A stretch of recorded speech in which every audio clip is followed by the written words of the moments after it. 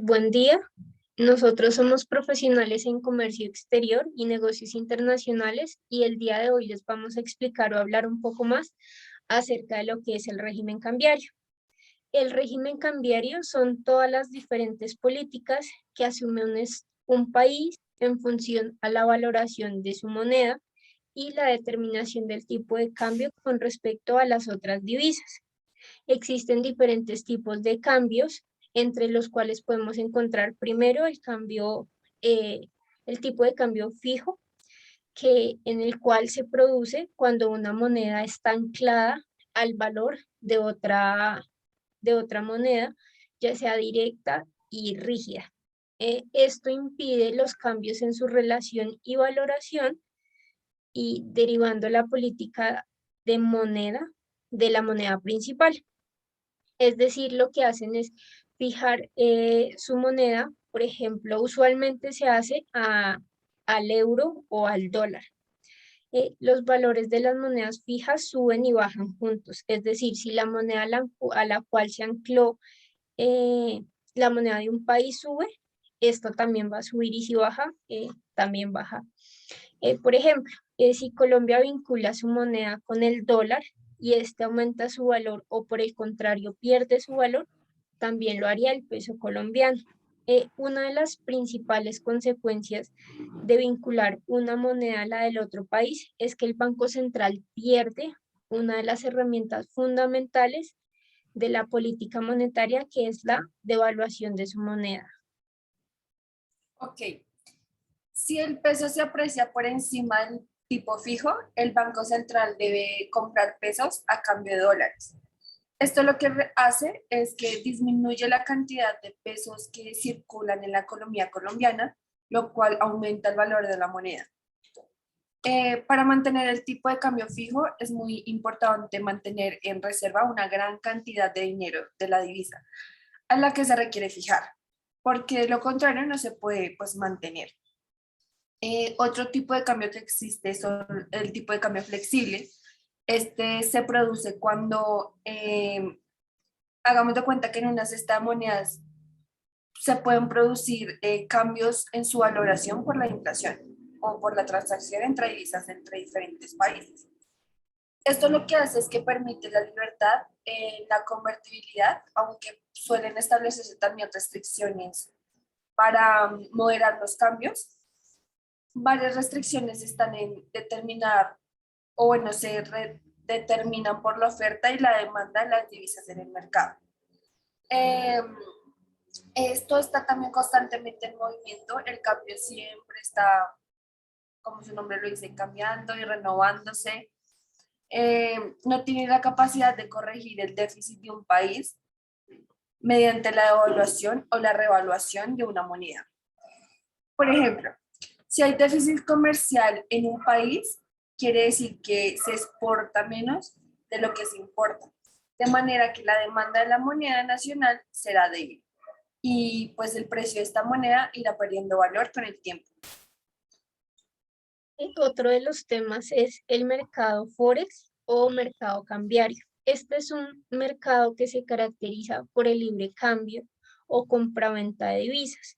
Es decir, su objetivo principal es el de facilitar el comercio internacional y la inversión. El mercado de divisas también se conoce como mercado de tipos de cambio, foreign exchange. Es un mercado global y descentralizado en el que se negocian las diferentes divisas que existen alrededor del mundo. El precio se determina por la cuota de cambio y va variando según la demanda de la divisa. Por esta razón, los precios pueden subir o bajar cada día. Por ejemplo, si muchas personas están interesadas en la compra de dólares, el precio de dólar va a subir porque aumenta la demanda y esto eh, ocurre con la demanda de cualquier divisa. Bueno, el objetivo del mercado de divisas es facilitar la cobertura del flujo monetario que se deriva del comercio internacional. Actualmente existe un volumen medio diario negociado en torno a 5 billones de dólares en el mundo. Las divisas y sus clasificaciones, básicamente, una divisa es un medio de pago nominado en moneda extranjera. Esto puede ser monedas, billetes, cheques de viaje y más. Existen dos tipos de divisa, la convertible y las no convertibles. Las divisas convertibles, flexibles o flotantes, son las que se pueden intercambiar libremente por otras divisas y su precio se encuentra determinado por el mercado internacional y se pueden intercambiar sin ningún tipo de intervención del gobierno. Las principales divisas mundiales son el dólar estadounidense, el euro, la libra esterlina, el franco suizo, el yen, y son divisas completamente convertibles. El caso del peso mexicano o del rand sudafricano pueden ser comercializadas sin ningún tipo de limitación ni intervención de autoridad gubernamental alguna. Las divisas no convertibles son aquellas que se encuentran sometidas a restricciones de cada uno de los diferentes países y los precios de estas son establecidos por el mismo Estado.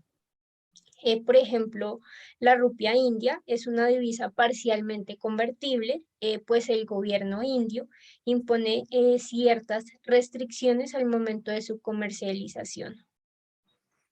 Bueno, si hablamos un poco de las características del mercado de divisas, podemos decir que en estas se encuentran 6 principales.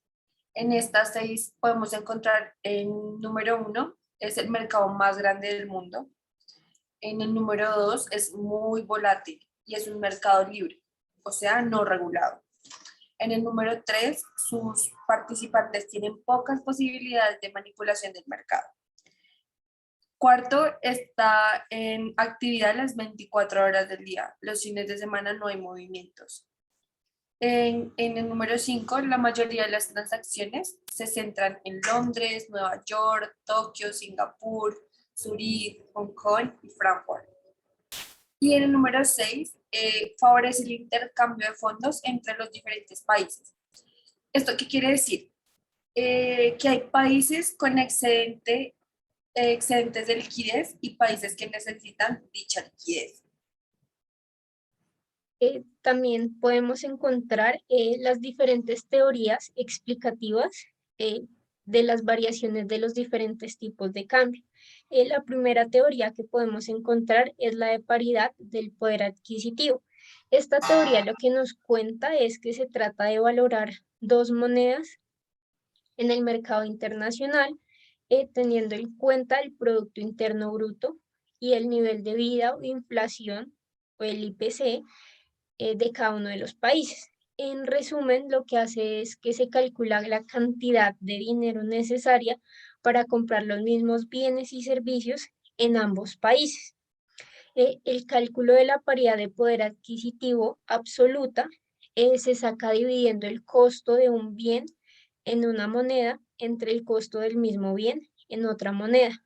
Su resultado lo que hace es mostrar la diferencia en la capacidad adquisitiva de cada uno de los diferentes países.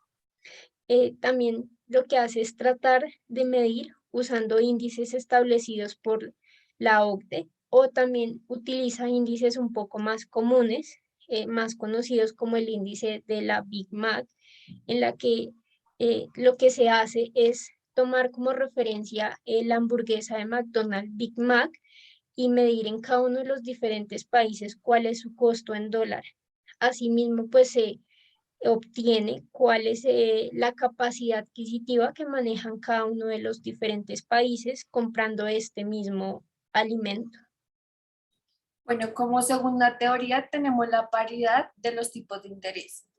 ¿Esto qué quiere decir? Que establece una diferencia en el tipo de cambio de dos monedas. Básicamente debería ser similar la diferencia entre sus tasas de interés, dado que la tasa de interés representa la remuneración de dinero de los dos países.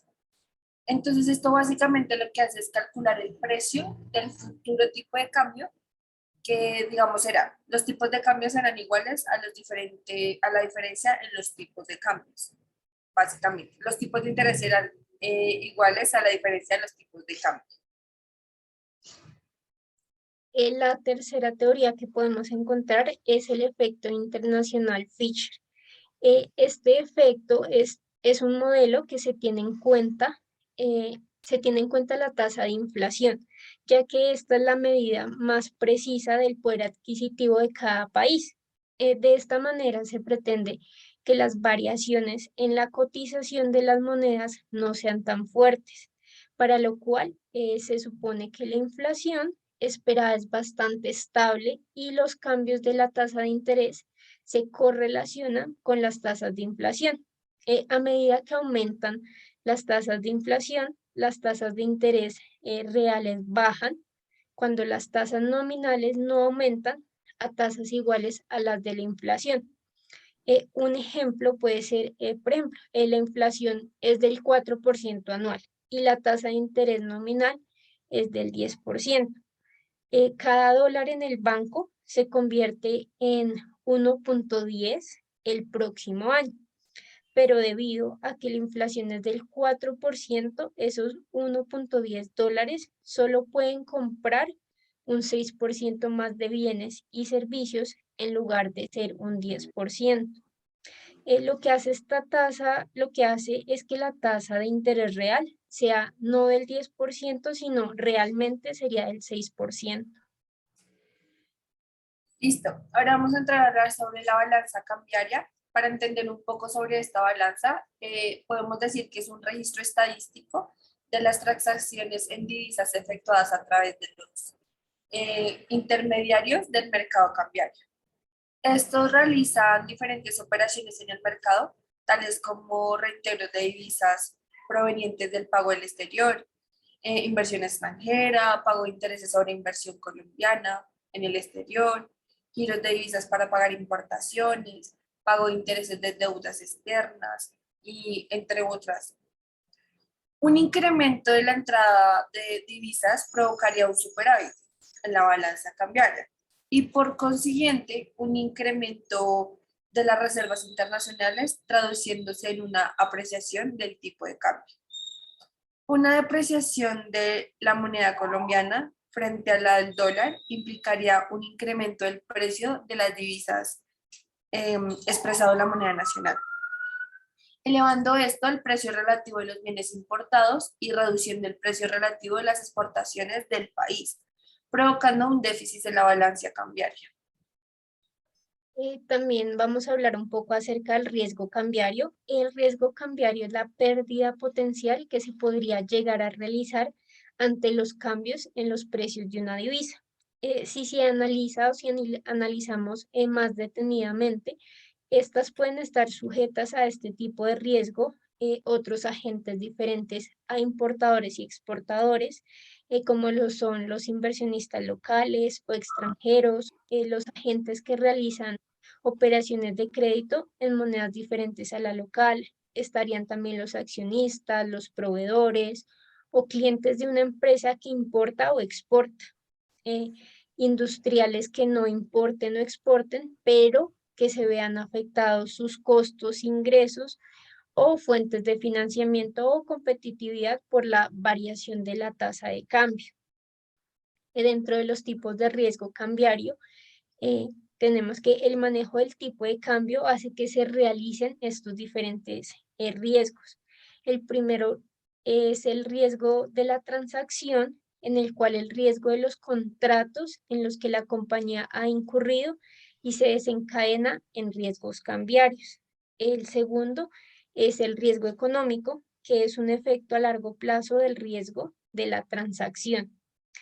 Y el tercero es el riesgo de traslación, que es de ámbito contable y se relaciona con la ganancia o pérdida que se da de la conversión de los estados financieros de una filial situada a otro país.